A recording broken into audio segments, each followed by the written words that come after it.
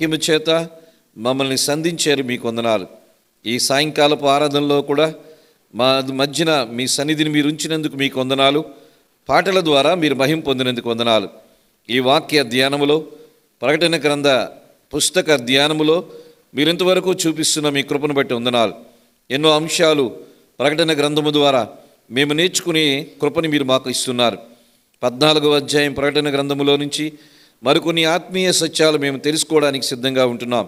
మీ కృపను అనుగ్రహించండి.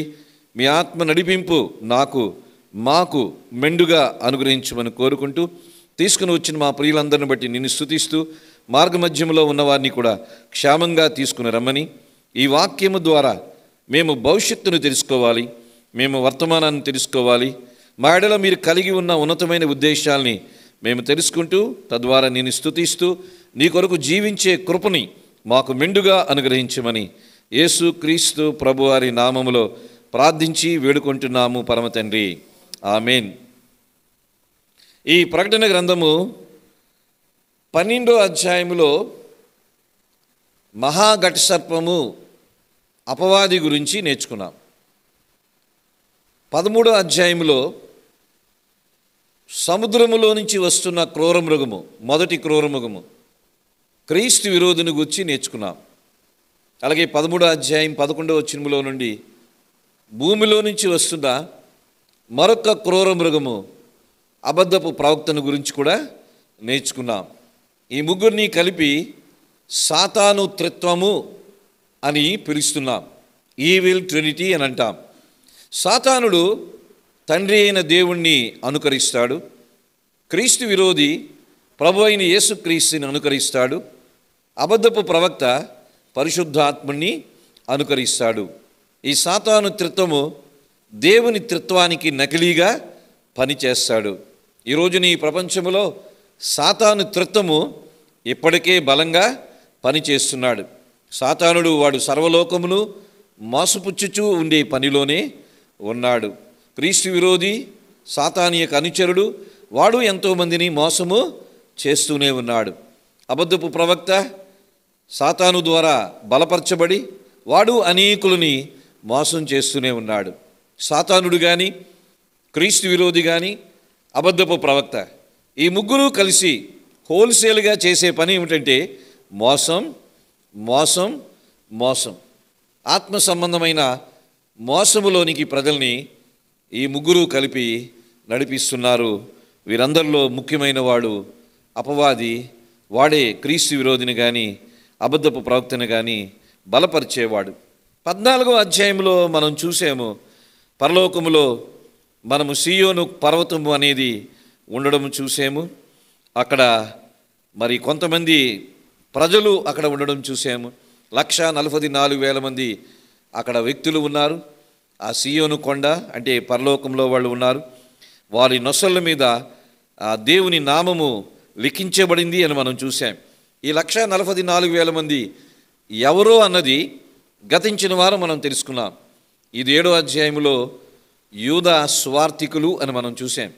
ఒక్కొక్క గోత్రం నుంచి దేవుడు 12,000ని ఎంపిక చేసుకుంటాడు. వీరు సంఘము ఎత్తబడిన తర్వాత ఈ లోకానికి సువార్తని వాళ్ళు ప్రకటన చేస్తారు. సంఘము భూమి మీద ఉన్నంత కాలము ఈ సంఘమే సువార్త ప్రకటించే పనిలో ఉంది.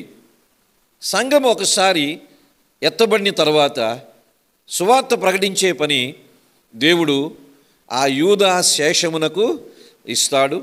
ఒక్కొక్క గోత్రములో నుంచి దేవుడు 12,000 మందిని ఏర్పాటు చేసుకొని వారి ద్వారా ఆ ప్రపంచానికి సువార్తని దేవుడు చెప్తాడు. అయితే ఈ శ్రమల కాలములో మొదటి 3.5 సంవత్సరాలు అయిపోయింది. ఈ 144,000 మంది చాలామంది అసాక్షులు అయిపోయిన వాళ్ళు ఉన్నారు, మరణించిన వాళ్ళు ఉన్నారు.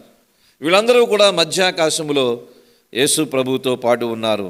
అదే సియోను పర్వతం మీద ఆ గొర్రె పిల్లతో పాటు వాళ్ళు నిలిచి ఉన్నారు అని మనము చూసాము. అంతేకాదు వాళ్ళు ఒక క్రొత్త పాట పాడుతున్నారు అని మనం చూసాం. వారు సింహాసనం ఎదుటను 3వ వచనములో ఆ 4 జీవుల ఎదుటను పెద్దల ఎదుటను క్రొత్త పాట కీర్తన పాడుచున్నారు. ఈ క్రొత్త పాట అనేది అక్కడ పరలోకములో ఈ వీరందరూ కలిసి పాడుతారు. 1,44,000 మంది, 24 పెద్దలు, కోట్లాను కోట్ల దేవదూతుల సమూహము, అప్పటికే పరలోకం లేక మధ్యాకాశములో ఉన్న సంఘము, వీళ్ళందరూ కలిసి పెద్ద సమూహము, వీళ్ళందరూ కలిసి క్రొత్త పాట పాడుతారు అని మనం చూసాం. ఈ 1,44,000 మంది వీరు స్త్రీ సాంగత్యము ఎరుగుని వారని, అంటే వివాహము చేసుకుని వాళ్ళని మనం చూసాము.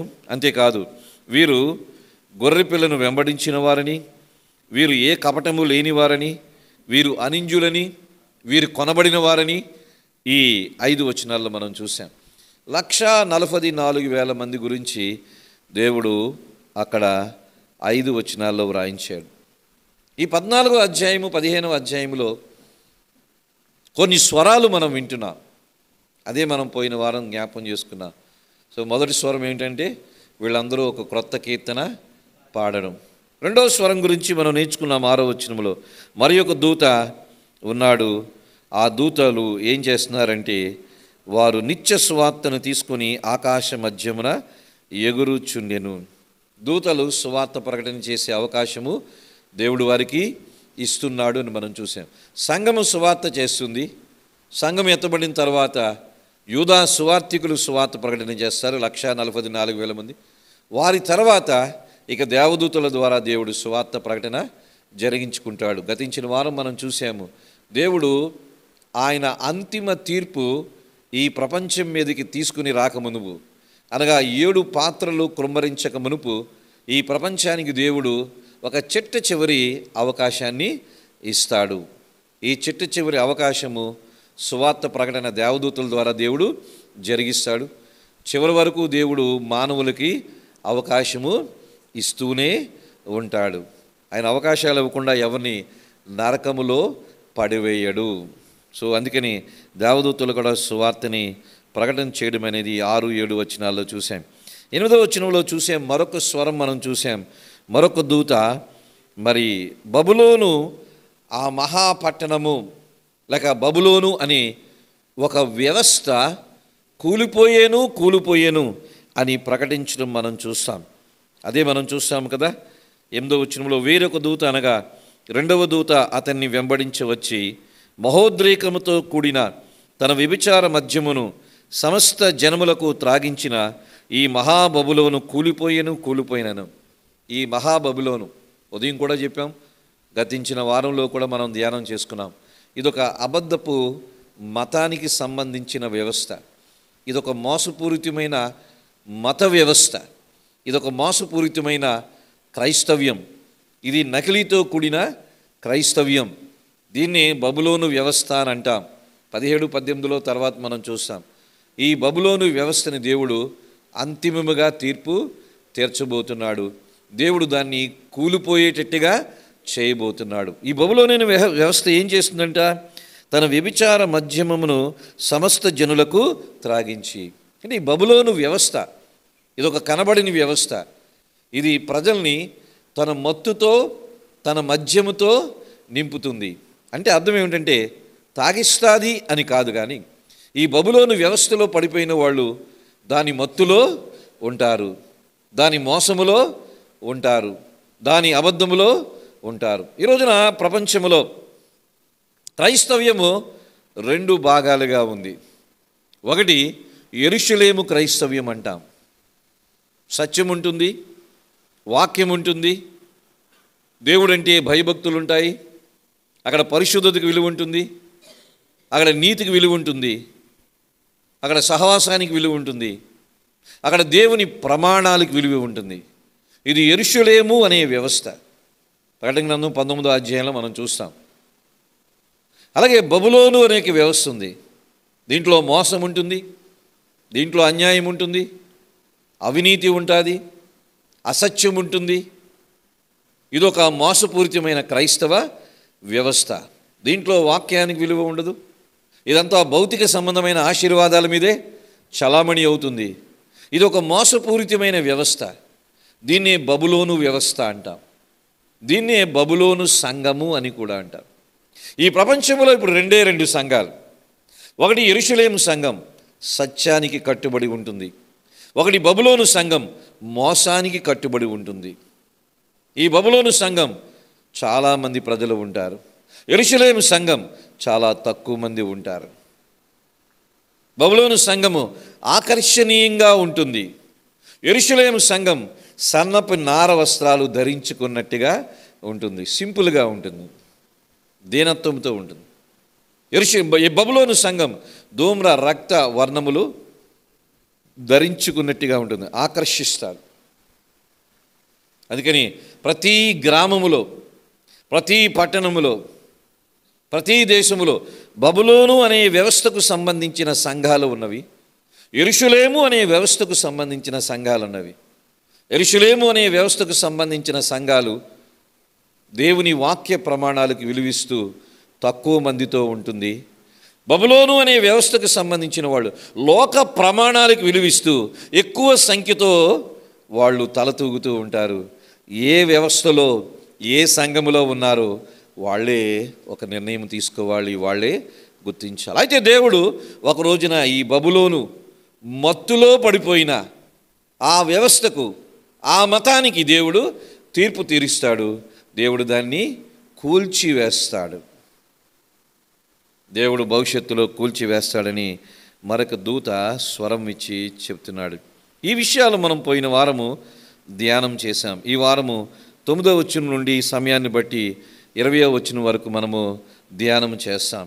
ఇక్కడ మనం చూస్తే 9వ వచనం నుండి 13వ వచనం వరకు దేవుని ఉగ్రత గురించి అక్కడ వ్రాయబడింది. అదే మరొక దూత స్వరాన్ని మనము వింటున్నాం. దేవుని ఉగ్రతకు సంబంధించిన ఈ మాటలు మనం చూస్తే 3వ దూత వీరి వెంబడి వచ్చి గొప్ప స్వరంతో ఇలాగూ చెప్పాను.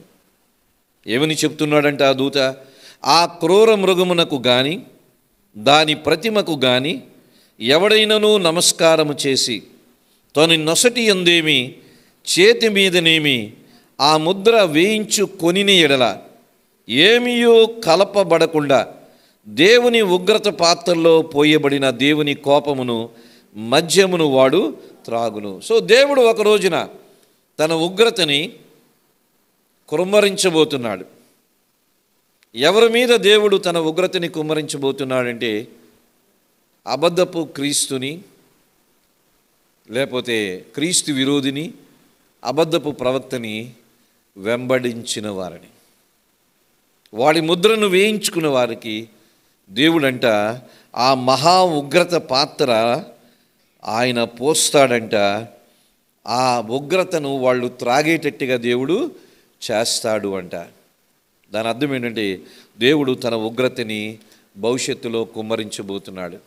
క్రీస్తు విరోధులు చాలామంది క్రీస్తు విరోధి తరపున పనిచేస్తున్న వాళ్ళు ఉన్నారు. అబద్ధపు ప్రవక్తలాగా పనిచేసేవాళ్ళు ఉన్నారు. అబద్ధపు ప్రవక్త మోసములో పడిపోతున్న వాళ్ళు చాలామంది ఉన్నారు. సరే, వీళ్ళందరికీ దేవుడు ఒక రోజున శిక్ష విధిస్తాడు. ఆ 7 ఏండ్ల మహాశ్రమల కాలంలో కూడా చాలామంది క్రీస్తు విరోధికి లోబడక అబద్ధ ప్రవక్త వేసే 666 ముద్ర వేయించుకొనకుండా ఉండేవాళ్ళకి కొన్ని శ్రమలు ఉంటాయి.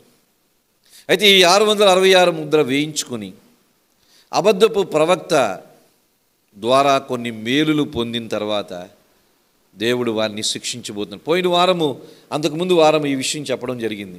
అబద్ధపు ప్రవక్త 13వ అధ్యాయము 18వ వచనములో బుద్ధి గలవాడు మృగం యొక్క సంఖ్యను లెక్కింపనిమ్ము, అదొక మనుష్యుని సంఖ్యయే, ఆ సంఖ్య 666, ఇందులో జ్ఞానము కలదు. అబద్ధపు ప్రవక్త శ్రమల కాలములో, మహాశ్రమల కాలములో ఒక సంఖ్యని ప్రజలకు ఇస్తాడు. ఆ శ్రమను, ఆ సంఖ్య వాళ్ళు వేసుకుంటారు. ఆ సంఖ్య వేసుకున్న వాళ్ళందరికీ ఆ కాలములో అన్నీ అనుకూలంగా ఉంటాయి. ఏ కాలం అది? శ్రమల కాలము, మహాశ్రమల కాలము. సో ఆ కాలములో అబద్ధపు ప్రవక్త 666 అనే మృద్ధతో కూడిన ఒక సంఖ్యని ఇస్తాడు. ఆ సంఖ్య లేని వాళ్ళకి ఏదీ అనుకూలంగా ఉండదు, వాళ్ళు బాధించబడతారు. అయితే ఆ రోజుల్లో కూడా చాలామంది, చెప్పాను కదా, విడవబడిన వాళ్ళు ఉంటే ఆ సంఖ్యను వేయించుకోకుండా విడవబడిన వాళ్ళు దేవుని కొరకు రోషంగా జీవించవలసిన వాళ్ళు ఆ రోజుల్లో ఉంటే చాలా కష్టాల గుండానే వెళ్తారు. ఎందుకంటే ఆ సంఖ్య వేయించుకోకపోతే ఏ లావాదేవీలు చెయ్యలేరు, ఈ లోకంలో వాళ్ళు బ్రతకలేరు. అయినా సరే కొంతమంది ఆ అబద్ధపు ప్రవక్త సంఖ్యను వేయించుకోకుండా నష్టమైనా భరించి ప్రభు కొరకు జీవించి మరణించే వాళ్ళు ఉంటారు. ఎందుకు ఈ నష్టాలన్నీ ఎందుకని ఆ అబద్ధపు ప్రవక్త వేసే 666 సంఖ్యను వేయించుకొని లాభాలు పొంది మేలు పొందిన వాళ్ళకి దేవుడు తర్వాత ఏం చేస్తాడు? తీర్పుని, మహా ఉగ్రతతో కూడిన తీర్పుని వారి మీదకి తీసుకుని వస్తాడు. అయితే ఈ సంఖ్య గురించి ఇంతకుముందు నేను మీకు చెప్పడం జరిగింది. ఈ సంఖ్య అంటే ఇది బార్ కోడ్ అని అంటారు. బార్ కోడ్ కాదు, ఇది ఆధార్ కార్డు కాదు, ఇది ఏదో చిప్ కాదు, ఏమీ కాదు. ఇది కొంతమంది అజ్ఞానంతో చెప్పేది. ఈ సంఖ్య అన్నది అది కనబడే సంఖ్య ఏమీ కాదు. ఇది ఒక సంఖ్య అనేది అది కూడా ఒక రకమైన వ్యవస్థ లాంటిదే. 6 అంటే మానవ సంఖ్య అని చెప్పుకున్నాం. 7 అంటే దేవుని సంఖ్య అని మనం తెలుసుకున్నాం. మనిషి 6వ దినాన సృజించబడ్డాడు. అందుకని మానవుని సంఖ్య 6. 6 6 6 ఈ 3 కలిపితే 18, 18 ఇది కలిపితే ఇది దీనికి కలిపితే అది అని రకరకాల తెలివి తక్కువ వివరణలు ఇస్తూ విశ్లేషణలు ఇస్తూ ఉండేవాళ్ళు చాలామంది ఉన్నారు. అవన్నీ కరెక్ట్ ఏమీ కాదు. 6 అంటే మానవుని సంఖ్య, లేక 6 అంటే మానవ జ్ఞానానికి సంబంధించింది, లేక 6 అంటే మానవ పద్ధతులకు సంబంధించింది, లేక 6 అంటే మానవ నైజానికి సంబంధించింది, లేక 6 అంటే మానవ మొత్తానికి మనుషులకు సంబంధించింది. అది దేవునికి సంబంధించింది కాదు. అందుకని అబద్ధపు ప్రవక్త ఏదో మానవులకి సంబంధించిన వాటి మీదే వాడు ప్రాధాన్యత ఇస్తాడు, దేవునికి సంబంధించిన వాటికి వాడు ప్రాధాన్యత ఇవ్వడు. ఇప్పుడు చెప్పండి, 6 6 6 అనేది ఈ రోజుల్లో పనిచేస్తుందంటే చాలా బాగా పనిచేస్తుంది. ఎందుకంటే మానవ పద్ధతులకు ఎక్కడైతే విలువ ఉందో, ఎక్కడైతే మానవ ఆలోచనలకు విలువ ఉందో, ఎక్కడైతే మానవ జ్ఞానానికి విలువ ఉందో, ఎక్కడైతే మనుషులను వెంబడించే రీతిలో ప్రజలు ఉన్నారో, ఇదంతా 666 సంఖ్యకు సంబంధించింది. అక్కడక్కడ దేవుడు లేడు, అనగా 7 అనేది లేదు. 7 అనేది దేవుని యొక్క సంపూర్ణ సంఖ్య. అందుకని సంఖ్య అంటే ప్రకటన గ్రంథంలో ఏది మనం అర్థం చేసుకున్నా అదొక సూచన అని అర్థం చేసుకోవాలి. అదొక సైన్ లాంగ్వేజ్, సూచన అంటాం. మనం రోడ్డు మీద డ్రైవ్ చేస్తున్నప్పుడు ఎక్కడో ఒక బోర్డు కనబడుతుంది, అక్కడ ఒక యారో మార్క్ ఉంటుంది, ఇలాగుంటుంది. అంటే అర్థం ఏంటి? అక్కడ రోడ్డు ఇలా తిన్నగెళ్ళి మళ్ళీ ఇలాగా వెనక. ఇది గుర్తులు. ఏదో హాస్పిటల్కి దారి అని చెప్పి ఒక యారో మార్క్ ఇలాగేస్తారు. అంటే అర్థం ఏంటి? అక్కడికి వెళ్ళి లెఫ్ట్ టర్న్ తీసుకుంటే హాస్పిటల్ వస్తుంది. గుర్తులు, ఇవన్నీ చిహ్నాలు. ప్రకటన గ్రంథంలో కూడా దేవుడు చాలా గుర్తులుగా చూపిస్తాడు. 666 అనేది ఒక గుర్తు లాంటిది, ఒక చిహ్నము లాంటిది. దాని అర్థం ఏంటంటే ఇది మానవునికి సంబంధించింది, అది దేవునికి సంబంధించింది ఏమీ అక్కడ ఉండదు. అందుకని ఎక్కడైతే మానవ పద్ధతులు, మానవ జ్ఞానము, మానవ తత్వము, మానవుని యొక్క పరిస్థితులకే మనుషులు ఎక్కువ విలువిస్తారో అది మనం అర్థం చేసుకోవాలి. అక్కడ క్రీస్తు విరోధి పని చేస్తున్నాడు. ఎందుకంటే క్రీస్తు విరోధి ఈ ముద్ర వేస్తాడు. కొన్నిసార్లు మనం వాక్యం వింటున్నప్పుడు కొంతమంది చెప్పడం మనం చూస్తాం, నేను ఇలాగూ చెప్తున్నానంటారు. నువ్వు చెప్పేదేముంది? దేవుడు ఎలా చెప్తున్నాడో మనం చెప్పాలి. What you say is not important, what God says is important. నువ్వు చెప్పేది ఎవరికి కావాలి? దేవుడు చెప్పింది ఏమైనా ఉంటే చెప్పు. నేను ఇలాగూ చెప్తున్నాను, నేను ఇలాగూ చేస్తున్నాను, నేను ఇలాగూ మీకు చెప్తున్నాను. ఇదంతా మానవ జ్ఞానానికి సంబంధించింది, దేవునికి సంబంధించింది. అది దేవుడు ఇలాగూ చెప్తున్నాడు, దేవుడు ఇలాగూ సెలవిస్తున్నాడు. ప్రవక్తలు ప్రవచన గ్రంథాలన్నీ చదివితే మనకు అర్థమవుతుంది. యెహోవా వాక్కు సెలవిచ్చినది ఏమనగా, యెహోవా వాక్కు సెలవిచ్చినది ఏమనగా. ప్రవక్త ఎక్కడా కూడా ప్రవక్త సెలవిచ్చినది ఏమనగా అని ఎవడైనా అన్నాడా? ప్రవక్త ఏ ప్రవక్త అయినా అన్నాడా? అనలేదు. యెహోవా వాక్కు సెలవిచ్చినది ఏమనగా. అందుకని మానవ పద్ధతులు, మానవ మాటలు, మానవ జ్ఞానము ఇదంతా కూడా 666కు సంబంధించింది. ఇప్పటికే ఆ వ్యవస్థ మనకి కనబడకుండగానే పనిచేస్తుంది. చాలామంది అడుగుతూ ఉంటారు, ఫలానా వాళ్ళు అలా చెప్పారు కదండి అని. వాళ్ళు చెప్తే నువ్వు దాన్ని పట్టించుకోవడం ఏంటి? బైబిల్లో ఉందా లేదా మనం చూడాలి కదా. ఫలానా వాళ్ళు ఇలాగ అంటున్నారు కదండి అని అంటారు. ఫలానా వాళ్ళు అలాగంటే ఏముంది, అది బైబిల్లో ఉందా? ఫలానా వాళ్ళు ఇలా చేస్తున్నారు, అది చేస్తున్నారు, అది బైబిల్లో ఉందా? అందుకని ఇదంతా కూడా మానవ సంఖ్యకు సంబంధించిందే. అక్కడ దేవుడు ఉంటే ఆచరిస్తాం, అక్కడ దేవుడు లేకపోతే ఆచరించవలసిన పనేమీ లేదు. ఇప్పటికే 666 ముద్రలు వేసుకున్న వాళ్ళు చర్చిల్లో చాలామంది కూర్చున్నారు. 666 ముద్రలు వేసుకొని చాలామంది వాక్యాలు బోధిస్తున్న వాళ్ళు ఉన్నారు. వీరు మానవ జ్ఞానాన్ని ప్రదర్శిస్తారు, వీళ్ళు మానవ పద్ధతులకు విలువిస్తారు. వీళ్ళందరూ కూడా క్రీస్తు అబద్ధపు ప్రవక్త చేత నడిపించబడుతున్న వాళ్ళే. మనం విలువ ఇవ్వాల్సింది మనిషికి కాదు, మానవ జ్ఞానానికి కాదు. ఎంత గొప్పవాళ్ళైనా వాక్యానికి విలువ ఇవ్వాలి, దేవుని మాటలకు విలువ ఇవ్వాలి. అది మనము నేర్చుకుంటున్నాం. అయితే ఆ సంఖ్యను ఈ వేసుకోలేని వాళ్ళకి ఎలాగో సమస్యలు వస్తాయి, కష్టాలు వస్తాయి. ఆ సంఖ్యను వేసుకున్న వాళ్ళకి తాత్కాలికంగా కష్టాలు రావు, కానీ భవిష్యత్తులో చాలా కష్టాలు వస్తాయి. అదే అంటున్నాడు, ఈ ముద్ర వేయించుకొని ఎడల అని 9వ వచనంలో మనం చూస్తాం. మళ్ళీ ముద్ర అంటే 666 సంఖ్య అని అర్థం చేసుకోకూడదు, దాన్ని ఉన్నట్టుగా ఎప్పుడు అర్థం చేసుకోకూడదు. దాంట్లో ఉన్న ఆత్మీయ సత్యాన్ని మనము గుర్తించాలి. ఆ ముద్ర వేయించుకున్న వాళ్ళు అనగా అబద్ధపు ప్రవక్త చేత నడిపించబడుతున్న వాళ్ళు అన్నమాట. ఈ అబద్ధపు ప్రవక్త చేత నడిపించుకున్న వాళ్ళకి ఏమీయూ కనబడకుండా 10వ వచనంలో దేవుని ఉగ్రత పాత్రలో పోయబడిన దేవుని కోపమును మద్యమును వాడు తాగుడు. అంటే దేవుడు వారి మీదకి తీర్పుని తీసుకొని వస్తాడు. దేవుడు వారి మీదకి తీర్పుని తీసుకొని వస్తాడు. ఇర్మియా గ్రంథము 25వ అధ్యాయము 15వ వచనాన్ని ఒకసారి చూద్దాం. ఇర్మియా గ్రంథము 25వ అధ్యాయము 15వ వచనములో మనం చూస్తే ఈ ఉగ్రత పాత్ర గురించి ఒక మాట రాయబడి ఉంది. చదవండి అమ్మా. ఇర్మియా గ్రంథము 25వ అధ్యాయము 15వ వచనం. ఇశ్రాయేలు దేవుడైన యెహోవా నాకిలాగు సెలవిచ్చున్నాడు, నీవు ఈ క్రోధపు మధ్య పాత్రను నా చేతిలో నుండి తీసుకొని నేను నిన్ను పంపుచున్న జనములన్నిటికీ దాన్ని త్రాగింపుము. ఏంటి ఉగ్రత పాత్రను దేవుడు త్రాగిస్తాడంటే ఏముంటుంది ఈ పాత్రలో అంటే దేవుని ఉగ్రత ఉంటుంది. రాత్ ఆఫ్ గాడ్ అని అంటాం, రాత్ ఆఫ్ గాడ్ అంటాం. అంటే దేవుడు ఆ ఉగ్రత పాత్రలోనిది త్రాగిస్తున్నాడంటే అర్థం ఏంటంటే దేవుడు తన రాత్, తన కోపాన్ని, తన శిక్షని ప్రజల మీదకి ఏం చేయబోతున్నాడు? కుమ్మరించబోతున్నాడు. అందుకని అబద్ధపు ప్రవక్త మాటలు విని అబద్ధపు ప్రవక్త చేత నడిపించబడుతున్న వాళ్ళకి తాత్కాలికంగా శ్రమలు ఉండొచ్చు, కానీ భవిష్యత్తులో వాళ్ళు దేవుని చేత దీవించబడతారు. సంఖ్యని వేయించుకొనని వాళ్ళు, అబద్ధపు ప్రవక్త చేత నడిపింపబడిన వాళ్ళు.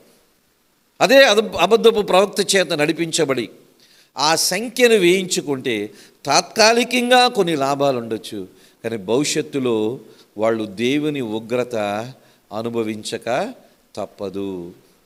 దేవుడంట ఆ ఉగ్రత అనే పాత్రలో వాళ్ళ చేత బలవంతంగా తాగిస్తాడు. దేవుడు వారిని శిక్షించబోతున్నాడు. ఇర్మియా గ్రంథం 51వ అధ్యాయము, ఇర్మియా గ్రంథం 51వ అధ్యాయము 7వ వచనాన్ని కూడా చూద్దాం. బబులోను యెహోవా చేతిలో సర్వభూమికి మత్తు కలిగించు బంగారు పాత్ర అయ్యుండెను. దాని చేతి మధ్యమమును అన్యజనులు త్రాగి మత్తిల్లి ఉన్నారు. చూసారా, బబులోను యెహోవా చేతిలో సర్వభూమికి మత్తు కలిగించు బంగారు పాత్ర అయింది. ఈ బబులోను అనే వ్యవస్థ, బబులోన్ అంటే దేశం కాదు, పాత నిబంధనలో దేశం, కానీ ఇప్పుడు బబులోన్ అంటే అదొక వ్యవస్థ. ఈ వ్యవస్థలో చాలా మోసాలు జరుగుతున్నాయి. దేవుడంట ఆ బబులోను అనే ఆ వ్యవస్థని, ఆ బంగారు పాత్రలో ఉన్నదాన్ని ప్రజల చేత ఏం చేయిస్తాడంట? తాగిస్తాడంటే దేవుడు వారికి తీర్పుని తీర్చబోతున్నాడు. దేవుని తీర్పు వస్తుంది. 10వ వచనంలో చూద్దాం. ఏమీయు కలపబడకుండా దేవుని ఉగ్రత పాత్రలో పోయబడిన దేవుని కోపమును మద్యమును వాడు త్రాగును. పరిశుద్ధ దూతల ఎదుటను గొర్రెపిల్ల ఎదుటను అగ్ని గంధకముల చేత వాడు బాధింపబడెను. అంటే అర్థం ఏంటి? వారిని దేవుడు నరకములో వేస్తాడు. అబద్ధపు ప్రవక్తను వెంబడించే వాళ్ళు నరకములో ఉండబోతున్నారు. తాత్కాలికంగా అబద్ధపు ప్రవక్త చేత నడిపించబడి కొంత లాభము పొందడం జరగవచ్చు, కానీ భవిష్యత్తులో వాళ్ళు అగ్ని గంధకముల చేత బాధింపబడుదురు, నరకానికి వెళ్తారు. 11వ వచనంలో వారు వారి బాధ సంబంధమైన పొగ యుగయుగములు లేచును. అంటే అర్థం ఏంటి? నరకములో వాళ్ళు యుగయుగములు ఉండక తప్పదు. ఎవరి గురించి ఈ మాటలన్నీ చెప్తున్నాడు? అబద్ధపు ప్రవక్తని వెంబడించి అబద్ధపు ప్రవక్త తీసుకుని వచ్చే మానవ సంఖ్యకు సంబంధించిన ఆ వ్యవస్థలో పడిపోయిన వాళ్ళు దేవుడు అగ్నిగుండములో వేయబోతున్నాడు. యుగయుగాలు వాళ్ళు అగ్నిగుండములోనే బాధింపబడుదురు.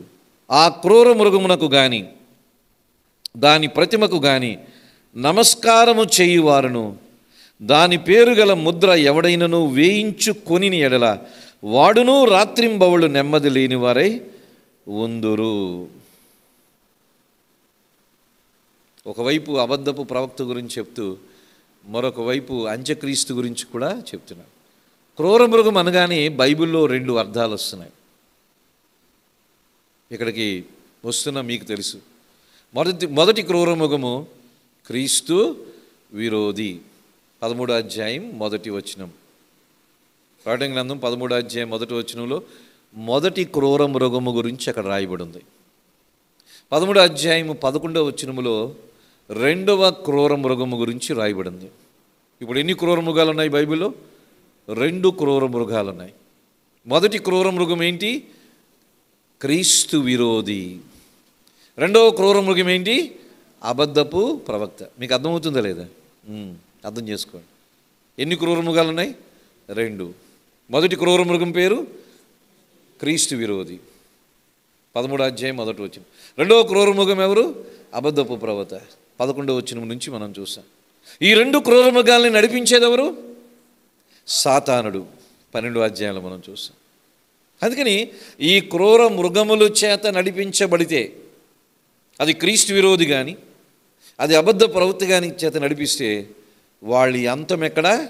అగ్నిగుండము, నరకము. అదే అంటున్నాడు, వారి బాధ సంబంధమైన పొగ యుగయుగములు లేచును. ఆ క్రూర మృగము కానీ దాని ప్రతిమకు కానీ నమస్కారము చేయువారును దాని పేరు గల ముద్ర ఎవడైనను వేయించుకునేలా వాడును రాత్రింబవళ్ళు నెమ్మది లేని వారై ఉందురు. ఎక్కడ? నరకములో ఉందురు. దేవుని ఆజ్ఞలను యేసుని గూర్చిన విశ్వాసమును గైకొనుచున్న పరిశుద్ధుల ఓర్పు ఇందులో కనబడెను. సో ఒకవైపు అబద్ధపు ప్రవక్త అనే క్రూర మృగానికి వాడు ముద్రను వేయించుకొనకుండా ఉండేవాళ్ళు ఒకవైపు ఉంటారు. అబద్ధపు ప్రవక్త అనే క్రూర మృగం యొక్క ముద్రలు వేయించుకొని నరకములో వేయబడేవాళ్ళు కూడా ఉంటారు. భవిష్యత్తులో దేవుడు ఆ అబద్ధపు ప్రవక్తకి ఇచ్చే తీర్పు అన్నది మనము అర్థం చేసుకోవాలి. సో మనము జ్ఞాపకం చేసుకుంటున్నాం, అబద్ధపు ప్రవక్త క్రీస్తు విరోధి గురించి చాలా విషయాలు నేను చెప్పాను. ఇది సంఘం ఎత్తబడిన తర్వాత అసలు క్రీస్తు విరోధి వస్తాడు, అసలు అబద్ధపు ప్రవక్త వస్తాడు. కానీ వాడి అనుచరులు ఇప్పటికే ఈ ప్రపంచంలో ఉన్నారు, ఇది మర్చిపోవద్దు. అయితే అబద్ధపు క్రీస్తు యాంటీ క్రైస్తు భవిష్యత్తులో వస్తాడండి అని కాదు, వాడి అనుచరులు ఇప్పుడు చాలామంది ఉన్నారు. అసలు వాడికి ఏ లక్షణాలు ఉంటాయో వాడి అనుచరులకి అదే లక్షణాలు ఉంటాయి. 11, 12 చెప్పడం జరిగింది. అలాగే అబద్ధపు ప్రవక్తకి కొన్ని లక్షణాలు మనం నేర్చుకున్నాం. వాడు అసలు అబద్ధపు ప్రవక్త భవిష్యత్తులో వస్తాడు. కానీ వాడు అనుచరులు ఇప్పటికీ చాలామంది ఉన్నారు. అబద్ధపు ప్రవక్తలకు ఉండే లక్షణాలు ఈ రోజున చాలామందికి ఉన్నాయి. అందుకని ఒరిజినల్ అనేవాడు అసలు భవిష్యత్తులో వస్తాడు, సంఘం ఎత్తబడిన తర్వాత. కానీ వాడు అనుచరులు ఇప్పటికే మన మధ్యన ఉన్నారు. వారు ఇప్పటికే పని చేస్తున్నారు. అసలు వాడుకుండే లక్షణాలు వీరికి కూడా ఉన్నాయి. గుర్తించగలుగుతున్నామా? గుర్తించగలుగుతున్నారా? గుర్తించాలి. లేకపోతే వాడు ముద్రలు వేయించుకొని భవిష్యత్తులో దేవుని ఉగ్రతకు గురి కావలసిన పరిస్థితి వస్తుంది. 13వ వచనం చూద్దాం. అంతటి ఇప్పటి నుండి ప్రభువునందు మృతులు ధన్యులని వ్రాయమని పరలోకము నుండి ఒక స్వరము చెప్పగా వింటిని. నిజమే, వారు తమ ప్రయాసమును మాని విశ్రాంతి పొందుదురు, వారి క్రియలు వారి వెంట పోవునని ఆత్మ చెప్పుచున్నాడు.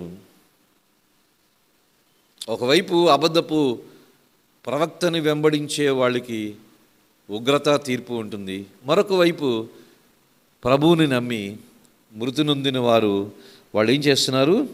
విశ్రాంతిలో ప్రవేశిస్తున్నారు. ఇదంతా కూడా 7 ఏండ్ల శ్రమల కాలములో 2వ భాగములో జరగబోయేది.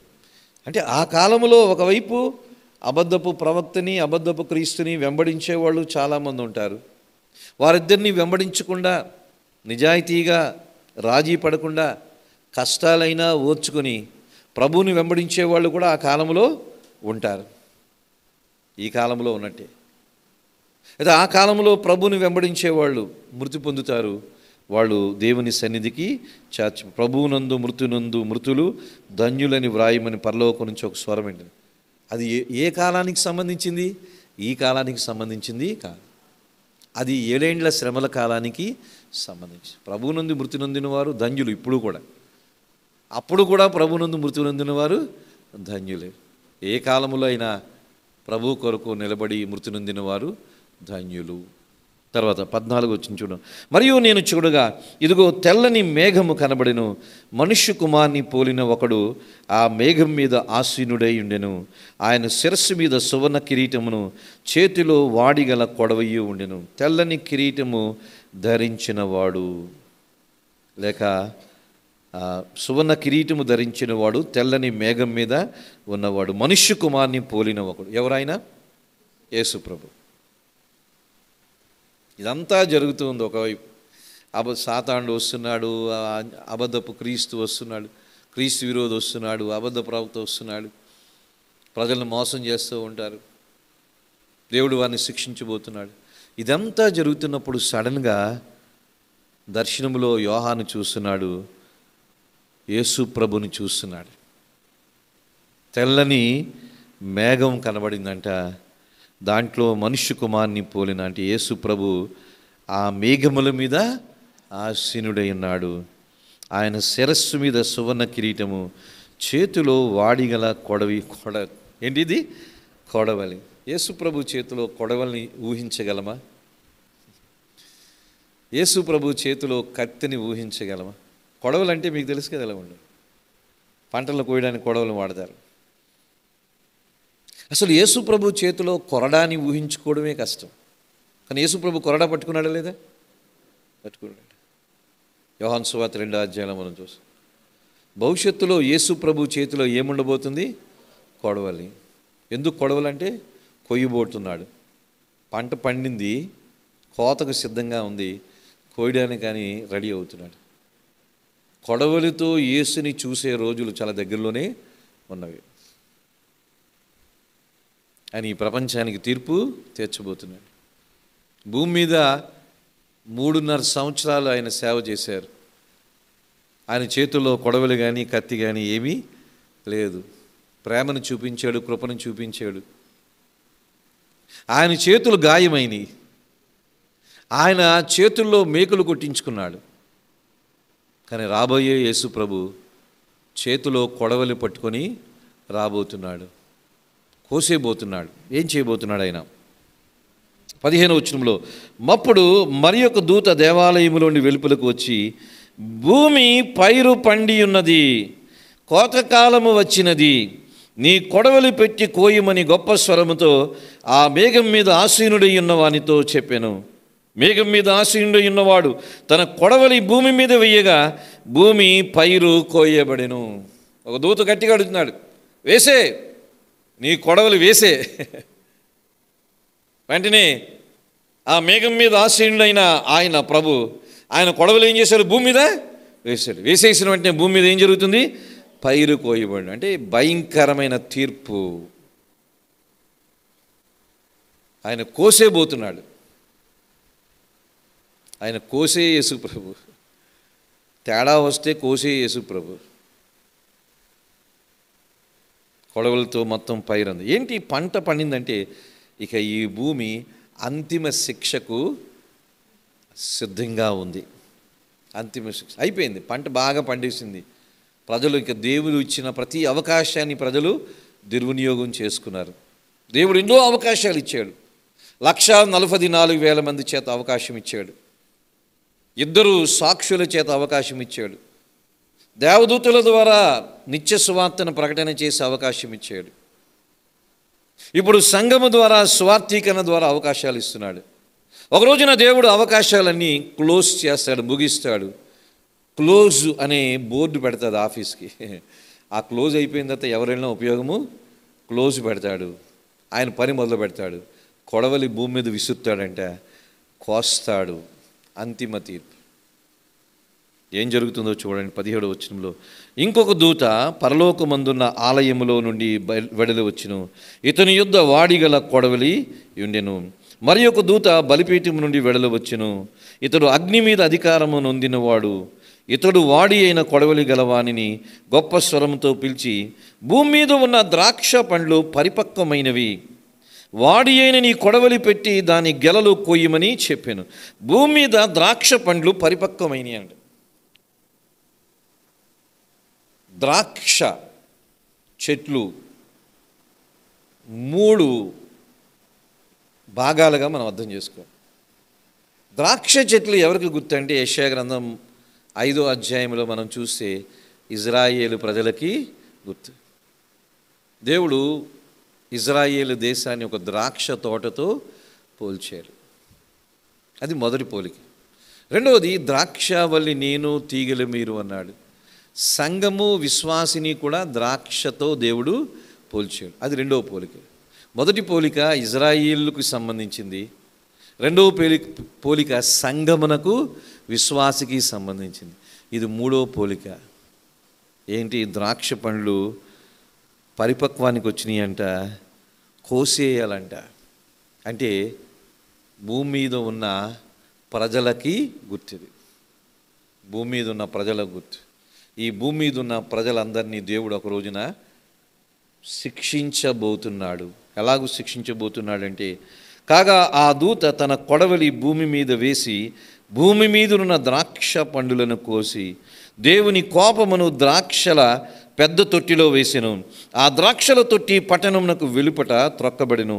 100 కోసుల దూరము గుర్రముల కళ్ళెము మట్టుకు ద్రాక్షల తొట్టిలో నుండి రక్తము ప్రవహించాను. ఏంటి ఇదంతా?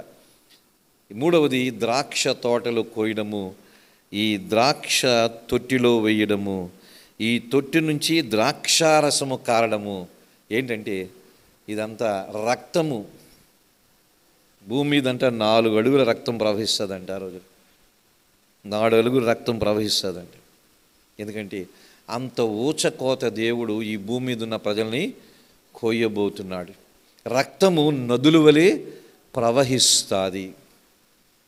ఇది దేని వల్ల కలుగుతుంది? దేవుని ఉగ్రత వల్ల కలుగుతుంది. అందుకని భూమి మీద ఉన్న నరులు అనగా దేవుణ్ణి తిరస్కరించిన వారిని కూడా ద్రాక్ష తోటతో పోలుస్తాం. దేవుని తిరస్కరించిన భూమి మీద ఉన్న ప్రజలందరినీ దేవుడు ఒక తొట్టిలో వేస్తాడు. ద్రాక్ష పండ్లని ఒక తొట్టిలో వేసి కాళ్ళతో తొక్కితే ఏమొస్తుంది? రసం వస్తుంది. అలాగే దేవుడు ఈ భూమి మీద ఉన్న ప్రజలందరినీ ద్రాక్ష తోటతో పోలుస్తున్నాడు. వీరందరినీ ఒక తొట్టిలో వేసి తొక్కుతాడు. తొక్కుతూ దాని నుంచి ఏమొస్తుంది? రక్తం వస్తుంది. ఇది దేవుని అంతిమ తీర్పు. అందుకని ద్రాక్ష తోట ఇజ్రాయేలు ప్రజలకు గుర్తు, ద్రాక్ష సంఘము విశ్వాసికి గుర్తు, ద్రాక్ష దేవుని తిరస్కరించిన లోకానికి కూడా గుర్తు. దేవుడు ఒక రోజున వాళ్ళని కోసేబోతున్నాడు. వారి రక్తము ద్రాక్ష రసములాగా ప్రవహిస్తూ ఉంటుంది. ఇది దేవుని యొక్క అంతిమ తీర్పు. భవిష్యత్తులో ఈ ప్రపంచం మీదకి ఆయన తీసుకొని రాబోతున్నాడు. కొడవలి ఎవరి చేతిలో ఉంది? యేసు ప్రభు చేతిలో ఉంది. నాకు అనిపిస్తూ ఉంటుంది, ఎవరైనా చిత్రకారుడు, ఆర్టిస్ట్ ఉంటే మహిమలో ఉన్న యేసు ప్రభుని వేసి ఆయన చేతిలో కొడవలు వేస్తే కనీసం ఈ క్రైస్తవులు ఎంతో కొంత భయపడతారు. ఎందుకంటే భయం లేకుండా బతుకుతున్నారు ఈ క్రైస్తవులు. కొడవలి చేతిలో ఉన్న యేసు ప్రభుని, ఒక బొమ్మ, యేసు ప్రభు బొమ్మలో ఉండడు, కనీసం ఆయన చేతిలో కొడవలు ఉంది అని చూపిస్తే ఆ కొడవల నుంచి ఎర్రగా చుక్కలు కారేటట్టుగా ఎవరైనా బొమ్మ వేస్తే బాగుంటుందేమో. ఎందుకంటే ఒకరోజు ఆయన కోత కొయ్యబోతున్నాడు ఈ ప్రపంచానికి. దాని ద్వారా రక్తం ఏరులై పారబోతుంది. ప్రేమ కలిగిన వాడే, కృప కలిగిన వాడే, దయగలిగిన వాడే, పాపి కొరకు సిలువలో తన రక్తాన్ని చిందించిన వాడే. కానీ భవిష్యత్తులో ఇతరుల రక్తాన్ని కూడా ఆయన చిందించబోతున్నాడు. అవిధేయులైన వారిని కోత కొయ్యబోతున్నాడు. తొట్టిలో ద్రాక్ష పండ్లు వేసి తొక్కుతారు, ఆ రసాన్ని తీసి వైన్ తయారు చేస్తారు. అలాగే ఈ ప్రపంచంలో ఉన్న మనుషులను తొక్కి ఆ రక్తము ప్రవహించేటట్టుగా చేస్తాడు. ఇది ఆయన ఉగ్రతకి గుర్తు. ఇది భవిష్యత్తులో జరగబోతుంది. ఇది చేసేవాడు ఎవరు? స్వయాన్న మనుష్య కుమారుడు. ఆయన చేతిలో కొడవలి ఉంది. యేసు ప్రభుని అలా ఊహించుకోగలమా? అనిపిస్తూ ఉంటుంది, ఆయన ఇప్పటికే కొడవలి ఆయన చేతిలో ఉంది. ఎప్పుడు ఇవన్నీ ప్రారంభిస్తాడో మనకి తెలియదు. అందుకని భవిష్యత్తులో ఉగ్రత చూపించే యేసుని చూడబోతున్నాం. ఇప్పుడు జాలి, కనికరం, కృప చూపించే యేసు ప్రభుని చూస్తున్నాం. కానీ భవిష్యత్తులో కృపకి ముగింపు రాబోతుంది. దేవుడు ఎప్పుడు తీర్పు తీర్చినా తీర్పులో దేవుడు కనికరాన్ని ఏమీ చూపించడు. ఆయన తీర్పులో కనికరం, మరి కనికరం తీర్పులో చూపిస్తే తీర్పు ఏమీ ఉండదు. ఆయన తీర్పు తీరిస్తే కనికరం ఉండదు. సొదొమ గుమ్మారకు తీర్పు తీర్చాడు, కనికరం చూపించాడా? లేదు. తీర్పుకు ముందు కనికరాన్ని చూపిస్తాడు, తీర్పు తీరుస్తున్నప్పుడు కనికరం ఏమీ ఉండదు. ఆదికాండం 6వ అధ్యాయంలో 7వ అధ్యాయంలో భూమి మీదకి దేవుడు జలప్రళయాన్ని తీసుకుని వచ్చాడు. జలప్రళయానికి ముందు కనికరం చూపించాడు. 120 సంవత్సరాలు సువార్త ప్రకటన చేశాడు. కానీ ఒకసారి జలప్రళయం మొదలైన తర్వాత ఇక కనికరం అనేది లేదు. ఫినిష్, కోతే. తీర్పులో కనికరాన్ని చూపించడు. తీర్పుకు ముందు అమ్మ బాబు అంటాడు, ప్రేమిస్తాడు, కృపను చూపిస్తాడు. బాబు నాయన అంటాడు, నమ్మండిరా బాబు అంటాడు, మారు మనసు పొందండిరా అని చెప్తాడు, నన్ను తెలుసుకోండి రా అని అంటాడు. ఒకసారి ఆయన కోత ప్రారంభిస్తే ఇదేముండదు, కోతను ముగించేస్తాడు. ఇది దేవుని స్వభావం. అందుకని 7 పాత్రలు కృంభరింపబడకముందు దేవుడు చేయబోతున్న కార్యాలు దేవదూతల ద్వారా కొన్ని స్వరాలు మనము వింటున్నాం. ఇదే 14వ అధ్యాయంలో మనము నేర్చుకుంటున్నాం. 16వ అధ్యాయం నుంచి మనం 15వ అధ్యాయం నుంచి కూడా ఈ పాత్రలు కృంభరించబడడం అనేది మనము చూస్తాం. ముఖ్యంగా 16వ అధ్యాయంలో చాలా వివరణగా మనం చూస్తాం. ఇదంతా భవిష్యత్తులో దేవుడు చేయబోతున్న కార్యము. సో మొదటి స్వరము పరలోకంలో 144,000 మంది. రెండవ స్వరము దేవదూతలు నిత్య సువార్తని ప్రకటించడం. మూడవ స్వరము బబులోను కూలిపోయేనని మరొక స్వరం. నాలుగవ స్వరము ఉగ్రత పాత్ర అనే స్వరం. ఐదవ స్వరము దేవదూత, ఇదిగో మనుష్య కుమారుని చేతిలో కొడవలి ఉంది, వేసే భూమి మీద, కొడవలి భూమి మీద వేయమనే స్వరము. ఇది ఎన్నో స్వరం? ఐదవ స్వరం. ఆరవ స్వరము ద్రాక్ష తోట, ద్రాక్ష పండ్లు కొయ్యాలి, తొట్టులో వెయ్యాలి, వాటిని పూర్తిగా నలగొట్టాలి. ఇది ఐదవ స్వరం అనమాట. మొదటి స్వరము 144,000 మంది. రెండవ స్వరము దేవదూతల నిత్య సువార్త. మూడవ స్వరము బబులోను కూలిపోయాను. నాలుగవ స్వరము ఉగ్రత పాత్ర. ఐదవ స్వరము ఆ మనుష్య కుమారుని చేతిలో కొడవలి భూమి మీద వేయడము. ఆరవ స్వరము ద్రాక్ష పండ్లను తొట్టులో వేసి తొక్కడం. 6 స్వరాలు. ఈ 6 కూడా దూతల స్వరాలు 14వ అధ్యాయంలో మనం చూస్తున్నాం.